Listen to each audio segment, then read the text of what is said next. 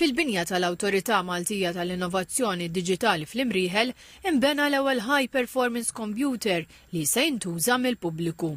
Dan il-kompjuter kapaċi juża ammont kbir ta' data biex joħroġ ir-riżultati fin qasir, għodda kruċjali fil-qasam tal-intelligenza artifiċjali, għar-riċerkaturi u anke għall-industrija, kif spjega Sur Bernard Montebello. Computer bħal HPC MT li varajna dil-ġimgħa ikun jista' ovvjament din id-data jipproċessaħħa b'mod siguru tajjeb u joħroġlok b'riżultati li tixtieq iktar malajr. Ġifieri eżempju fej qabel computer normali kien idum għall-argument ġimgħa biex jipproċessaħ, b'computer iktar veloċi jkun kapaċi jipproċessaħ pereżempju f'sigħat jew anke f'minuti.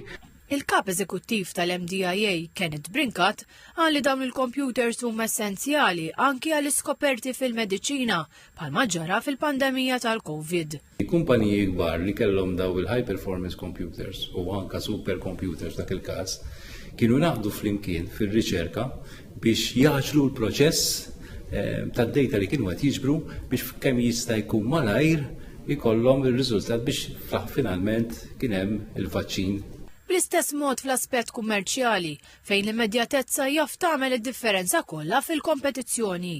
Għalli sal-lum min rid juża kompjuter ta' din ix-xorta kellu jsifer bi spiża ta' madwar 25,000 euro.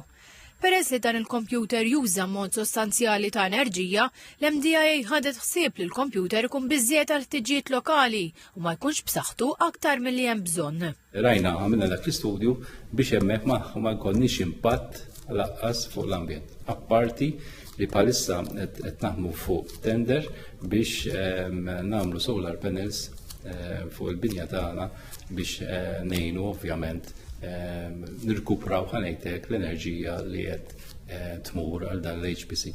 Min barra servizz tal-HPC, id-dieħab huwa attrezzat b'laboratorju tad-disinn, dak ta' 3D printing u tal-Internet of Things fost oħrajn.